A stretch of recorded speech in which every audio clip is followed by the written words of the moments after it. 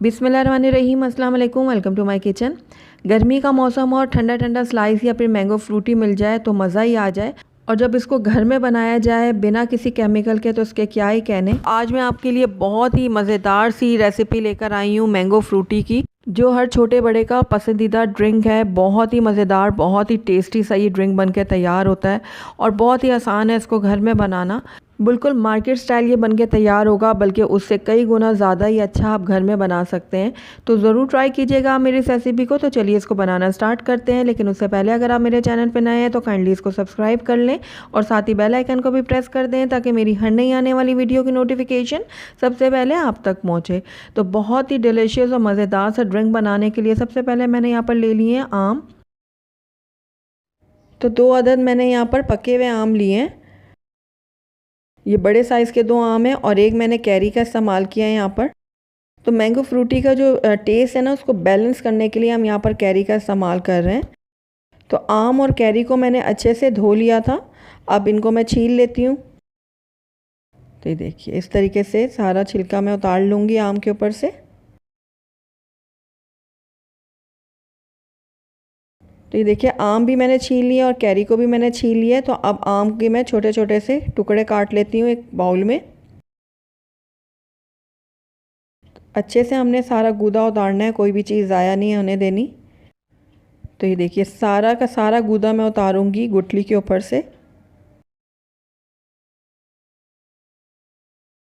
तो आम के मैंने छोटे छोटे टुकड़े कर लिए हैं। अब कैरी को मैं काट लेती हूँ। देखिए कैरी के भी मैं छोटे छोटे से टुकड़े कर रही हूँ। तो आम और कैरी दोनों को मैंने अच्छे से छील के टुकड़ों में काट लिया है। तो आइए अब अगले स्टेप की तरफ हम चलते हैं। तो यहाँ पर मैंने मिक्सचर ले लिया है और इसके अंदर अब मैं कैरी डाल दूँगी और साथ ही थोड़ा सा बिल्कुल मैं इसके अंदर पानी ऐड कर रही हूँ ताकि कैरियाँ हमारी अच्छे से ग्राइंड हो सकें। तो बस अब इनको बारीक मैं पीस लेती हूँ।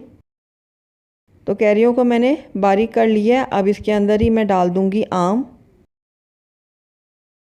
ये सारा का सारा आम मैंने इसमें शामिल कर दिया। थोड़ा सा बिल्कुल पानी डालूँगी मैं और उसके बाद ढक्कन बंद करके इसको भी मैं अच्छे से बारीक पीस लूँगी।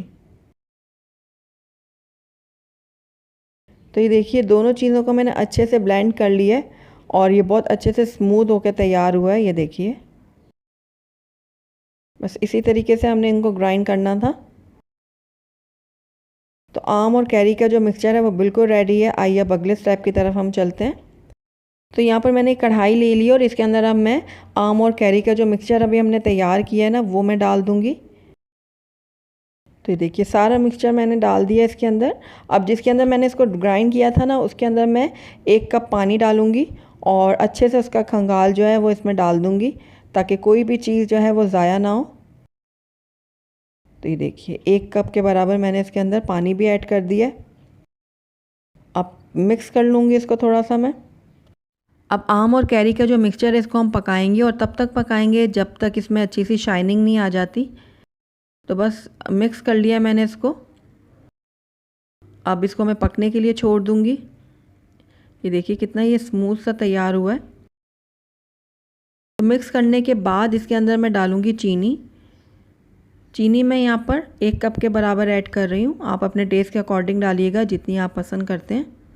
1 कप चीनी बिल्कुल परफेक्ट है, लेकिन अगर आप कम चीनी पसंद करते हैं तो आप 3/4 कप डाल दें और अगर ज़्यादा पसंद करते हैं तो आप 1 कप से थोड़ा सा ऊपर भी डाल सकते हैं। तो बस चीनी को भी मैं अच्छे से मिक्स कर रही हूँ और मिक्स करने के बाद अब मैं इसको इतना पकाऊंगी कि आम के मिक्सचर में एक अच्छी सी शाइनिंग आ जाए। तो ये देखिए थोड़ी देर मैंने इसको पकाया और इसमें हल्का हल्का सा बॉयल आना भी शुरू हो गया है और इसमें आप देख रहे हैं कि शाइनिंग भी आ रही है थोड़ी थोड़ी। तो इसको लगातार अब मैं पकाऊंगी। तकरीबन 20 से 25 मिनट लगेंगे इसको पकाने में, क्योंकि हम इसको ज़रा लो फ्लेम में ही पका रहे हैं और दरमियान में मैं इसके चम्मच भी चलाती जा रही हूँ ताकि नीचे से ये लगे ना। तो तकरीबन 15 से 20 मिनट हो गए इसको पकते हुए और आप देख रहे हैं कि इसकी क्वांटिटी भी थोड़ी सी कम हो गई है, क्योंकि ये थोड़ा गाढ़ा होना शुरू हो गया है और इसके ऊपर हल्की सी शाइनिंग भी आ गई है। तो बस अब इसको मज़ीद मैं 2 से 4 मिनट के लिए पका लूँगी ताकि ये मज़ीद थोड़ा सा गाढ़ा हो जाए।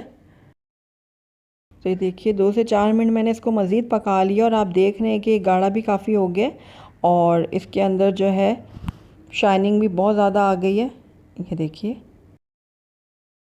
तो अब इसको हमने बहुत ज़्यादा भी नहीं गाढ़ा करना, क्योंकि ये ठंडा होने के बाद भी गाढ़ा होगा और जब आप इसको फ्रिज में रखेंगे ना तब ये मज़ीद गाढ़ा होगा। तो ये देखिए किनारों में भी इसकी पापड़ी सी जमना शुरू हो गई है। तो इसका मतलब यही है कि ये पक चुका है, अच्छे से रेडी हो चुका है। वैसे जो हमारा ये ड्रिंक है ये बिल्कुल रेडी है, लेकिन अगर आप ज़्यादा क्वांटिटी में इसको बना के रखना चाहते हैं फ्रिज में, तो उसके लिए मैं आपको एक टिप देती हूँ कि वो ज़्यादा देर तक फ्रिज में रहे, उसका जायका भी ख़राब ना हो। तो उसके लिए मैं यहाँ पर ऐड करूँगी 1 छोटा चाय का चम्मच सफ़ेद सिरका। अगर आप ज़्यादा क्वांटिटी में बना के इसको फ्रिज में रखना चाहते हैं तो आप सफ़ेद सिरका ज़रूर ऐड कीजिएगा, इससे आपका ड्रिंक ख़राब नहीं होगा। और अगर आपके पास सफ़ेद सिरका मौजूद नहीं है तो आप कुछ ड्रॉप्स इसके अंदर लेमन जूस का भी ऐड कर सकते हैं। तो बस सिरके को भी मैं अच्छे से मिक्स कर लेती हूँ। तो देखिए इसको मैं थोड़ा ठंडा होने देती हूँ। जब ये रूम टेम्परेचर में आ जाएगा उसके बाद हम अगले स्टेप की तरफ चलेंगे। तो ये शरबत जो हमारा है ना मैंगो का, ये बिल्कुल ठंडा हो चुका है। तो अब इसके अंदर वैसे तो बिल्कुल भी लम्स नहीं, क्योंकि हमने इसको बहुत अच्छे से ग्राइंड किया था, ये देखिए। लेकिन इन केस इसके अंदर लम्स कोई ना हो या कोई रेशा वगैरह आम का रह जाता है वो ना हो, उसके लिए मैं इसको छान लूँगी। तो यहाँ पर मैंने एक बाउल ले लिया और इसके ऊपर मैं छन्नी रख देती हूँ। तो ये देखिए छन्नी मैंने बाउल के ऊपर रख दी है और ये सारा का सारा जो आम का मिक्सचर है ना ये मैं इसके अंदर डाल दूँगी और इसको मैं अच्छे से छान लूँगी। तो बर्तन को मैंने अच्छे से साफ़ कर लिया। तो अब इस शरबत को मैं छान लेती हूँ। बहुत ही मज़ेदार, बहुत ही टेस्टी सा ये ड्रिंक बनेगा। तो ये देखिए अच्छे से मैंने इसको छान लिया है। तो ये देखिए इसका जो थोड़ा सा पल्प है वो ऊपर रह गया, तो बस इसको अब मैं अलहदा कर लेती हूँ। ये देखिए। आइए अब इसका हम शरबत तैयार कर लेते हैं। तो यहाँ पर मैंने 1.5 से 2 गिलास पानी मज़ीद ऐड किया है ठंडा। पहले मैंने इसके अंदर 1 गिलास ऐड किया है, इसको मैं थोड़ा सा मिक्स कर लेती हूँ। ये देखिए अभी भी ये कितना गाढ़ा है। तो 1 गिलास इसके अंदर पानी मैं और ऐड करूँगी। तो अच्छा ठंडा पानी मैंने यहाँ पर लिया है और इसको भी मैं मिक्स कर लेती हूँ। ये देखिए कितना ज़बरदस्त सा हमारा मैंगो फ्रूटी बनके तैयार हुआ है। बहुत ही ज़बरदस्त और बहुत ही अच्छी सी खुशबू इसमें आ रही है आम की। तो मैंगो फ्रूटी हमारा बिल्कुल रेडी है। इसको मैं थोड़ी देर के लिए फ्रीज़र में रख लेती हूँ ताकि ये अच्छे से चिल्ड हो जाए, उसके बाद हम इसको सर्व करेंगे। तो 2 से 3 घंटे के लिए मैंने इसको फ्रीज़र में रख दिया था। अब हमारा मैंगो फ्रूटी बिल्कुल रेडी है। आइए इसको अब हम सर्विंग ग्लास में निकाल लेते हैं। तो ये देखिए इस तरीके से मैंने इनको सर्विंग ग्लास में निकाल लिया है और बहुत ही मज़ेदार, बहुत ही टेस्टी सा हमारा मैंगो फ्रूटी बनके तैयार हुआ है। आप एक बार इसको ज़रूर ट्राई कीजिएगा, आपके बच्चों को तो पसंद आएगा ही, साथ साथ बड़े भी इसको बहुत ज़्यादा एंजॉय करेंगे। तो ज़रूर ट्राई कीजिएगा मेरी इस रेसिपी को। अगर आपको मेरी रेसिपी पसंद आई है तो इसको लाइक करें, अपने दोस्तों के साथ शेयर करें और अगर पहली दफ़ा मेरे चैनल पर आएँ तो काइंडली इसको सब्सक्राइब भी कर लें और साथ ही बेल आइकन को भी प्रेस कर लें ताकि मेरी हर नई आने वाली वीडियो की नोटिफिकेशन सबसे पहले आप तक पहुँचे। और कमेंट करके मुझे ज़रूर बताइएगा कि आपको मेरी रेसिपी कैसी लगी।